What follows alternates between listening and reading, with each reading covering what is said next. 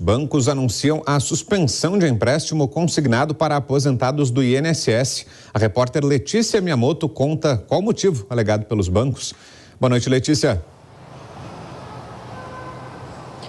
Oi, Vitor. O que antes poderia ter sido visto como algo positivo para os aposentados, principalmente para os aposentados, agora é visto como algo muito preocupante. Boa noite para você, boa noite para todos que nos acompanham aqui no Fast News. Olha, essa suspensão aconteceu depois da decisão do governo federal, por meio do Conselho Nacional de Previdência Social, de reduzir as taxas máximas de juros dos empréstimos consignados. Essa redução foi de 2,14% para 1,7%. Essa suspensão foi pelo menos oito bancos privados aderiram a essa suspensão e também 2 bancos públicos agora no final da noite.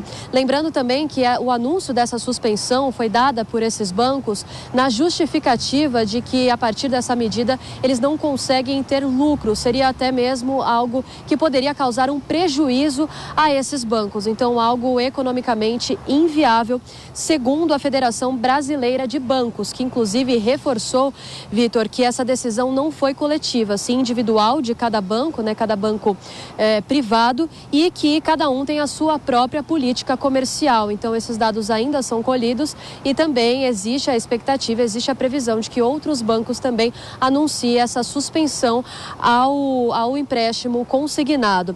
Um dado também muito importante que chama a atenção, como isso pode causar um grande prejuízo para as pessoas que utilizam esse empréstimo consignado, como eu disse no início, principalmente os aposentados, é que 89% dos empréstimos consignados do INSS são fornecidos por esses bancos privados e apenas 11% de bancos públicos, mas que agora também preocupa ainda mais depois dessa novidade de 2 bancos públicos também terem anunciado o fim do empréstimo consignado, pelo menos essa suspensão, digamos assim.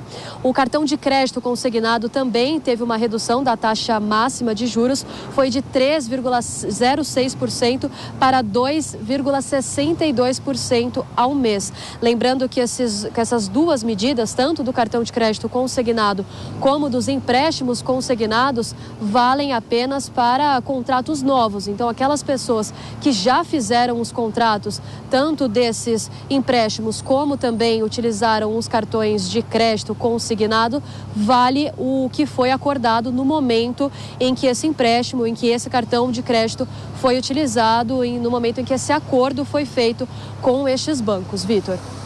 Ok, obrigado, Letícia, pelas informações. Boa noite. A gente vai seguir falando sobre esse assunto. Temos um convidado agora para a gente repercutir essa decisão dos bancos com o mestre em Direito das Relações Sociais e Trabalhistas, especialista em Direito Previdenciário, Washington Barbosa. Doutor Washington, boa noite. Obrigado pela entrevista. Bem-vindo. Boa noite, Vitor. É sempre um prazer estar aqui com vocês. Boa noite aos telespectadores também. Dá para entender essa decisão dos bancos, né, doutor Washington? A justificativa é que ficou inviabilizada, a operação, a concessão desses empréstimos a partir dessa limitação nos juros. Tem alguma solução para isso? Como é que fica agora, doutor? Solução é algo bem longe ainda dessa história, mas assim, primeiro vamos deixar claro, o que é esse crédito consignado. O crédito consignado é aquele que você faz junto à instituição financeira, a um banco, você que tem um tipo de folha de pagamento com este banco, ou seja, ou você tem um empregador, você é servidor público, ou mesmo servidor de uma empresa, que recebe o salário todo mês naquele banco, e aí você pede um empréstimo. Esse empréstimo é debitado diretamente na tua folha de pagamento, lá no teu contra-cheque. A mesma coisa acontece com o beneficiário, alguém que recebe um benefício do INSS. Como ele recebe todo mês ali naquele banco, ele vai poder ter esse empréstimo, essa antecipação e debitar todo mês ali. Agora, Vitor, você perguntou se existe uma solução. Eu costumo dizer, e o mercado todo, que não existe almoços grátis, Para que um banco possa emprestar o dinheiro para alguém, ele tem de captar esse dinheiro no mercado. Ou seja, ele pega de vocês que têm um pouco mais de dinheiro, pega aquele valor que você deixa no banco e empresta para quem precisa de dinheiro, né? Eu pego de um doador de recursos e entrego para um tomador de recursos. E o que é que acontece hoje? Hoje nós estamos num momento, no Brasil e no mundo, em que as taxas de juros estão elevadas, né? No mundo inteiro e aqui também no Brasil. Então, se eu capto, né, se eu pego o dinheiro de alguém a um custo alto, como é que eu vou emprestar para outro alguém num custo mais baixo? Tá? Então, a medida realmente foi uma medida desarrazoada, diria até a um certo ponto, demagógica, né, só para chamar a atenção, a reduzir o valor dos empréstimos. Mas, no final, isso vai ser pior para a pessoa que está na ponta. Elaine Keller, sua pergunta, Elaine. Principalmente nesses últimos dias que a gente tem visto aí uma crise das instituições bancárias lá nos Estados Unidos, né? Então, isso impacta também os juros aqui no Brasil, né, doutor? Mas a minha pergunta é, hoje, os bancos privados no Brasil respondem por 89% do crédito consignado. 11% só vem dos bancos públicos, né? Caixa Econômica, Banco do Brasil. O senhor acredita que com essa mudança, esses bancos públicos vão tomar a mesma medida dos bancos privados ou eles vão acabar fazendo assistência aí, atendendo esse público que vai ficar descoberto pelos bancos privados? Em primeiro lugar, assim, eu vi a reportagem de vocês e me surpreendeu esse número. Até porque, assim, algo em torno de 60% a 65% dos pagamentos feitos para o INSS são feitos pela Caixa Econômica e pelo Banco do Brasil, né? E fiquei um pouco surpreso com essa colocação. Mas, assim, o que é que ocorre, né? Os bancos privados foram os primeiros a dizer que não vão mais oferecer esse tipo de empréstimo, que esse empréstimo ficará deficitário para eles. Agora, no final do dia, veio a notícia de que o Banco do Brasil e a Caixa Econômica, bancos públicos, também não vão mais oferecer, suspenderam a oferta desse tipo de empréstimo, tá? O que é que vai acontecer, gente? Na realidade, o mercado, ele se autorregula, né? Mas os bancos privados vão acabar saindo disso e os bancos públicos serão, de uma certa forma, obrigados a cobrir essa saída do sistema financeiro bancário, né? O que para todos nós não é uma boa coisa. Por quê? O Banco do Brasil, a Caixa Econômica, tem como grandes sócios nós mesmos, né? Que somos os contribuintes. É o Estado que é o dono da metade das ações do Banco do Brasil, ações com direito a voto, e de 100% das ações da Caixa Econômica Federal. Então, no final, se eles vierem a fazer esse tipo de operação, no final isso vai dar um prejuízo para o banco e esse prejuízo vai acabar chegando na mão de todos nós, contribuintes e dos próprios acionistas dos bancos. Agora, doutor, saindo até um pouquinho da questão jurídica, entrando um pouquinho na discussão política, Elaine, se quiser dar o palpite dela também, fica à vontade, Elaine. O que será que pode acontecer agora, então, doutor Washington? Será que o governo pode rever essa medida? O senhor usou aqui o termo desarrazoado, né? Disse que foi uma decisão, na opinião do senhor, desarrazoada, uma decisão demagógica. Será que o governo agora pode voltar atrás em relação a essa limitação dos juros ou não? A tendência é que seja intensificada a crise com o Banco Central, que o governo amplie as críticas ao presidente do Banco Central, Roberto Campos Neto, intensifique os apelos para que o Banco Central reduza os juros. Doutor, em que é que o senhor apostaria agora? Vitor, se você dá um pirulito para uma criança e ela prova o pirulito e depois você tira, o que é que vai acontecer? Ela vai chorar pra caramba e vai ter um grande problema. Então, assim, depois de dar o pirulito para a criança, você vai ter ou trocar um pirulito pelo outro, ou vai ter que ter uma boa conversa para isso se resolver. Então, particularmente, eu acho que depois dessa medida tomada, que, segundo a imprensa, segundo vocês da mídia, foi uma medida unilateral do ministro da Previdência, não foi discutida com a área econômica, nem com outras partes do governo, ela vai acabar sendo mantida. É aquela história. Tomou a decisão, agora é daqui para frente, tá? Agora, é desarrazoada. Por que eu digo que é desarrazoada e tem um quê até demagógico, como o Vitor realmente até lembrou como eu estou falando? Por quê? Porque na realidade, assim, gente, olha, a taxa era menor quando era maior do que essa, quando o juro no Brasil estava menor. E agora que o juro no Brasil está mais elevado, se reduziu a taxa para 1,70. Tá? Então, antes, quando a taxa estava algo em torno, aí estava bem menor do que está hoje, ela era de 2,5, 1,90, e agora que o juro está bem maior, chegou a 1,70.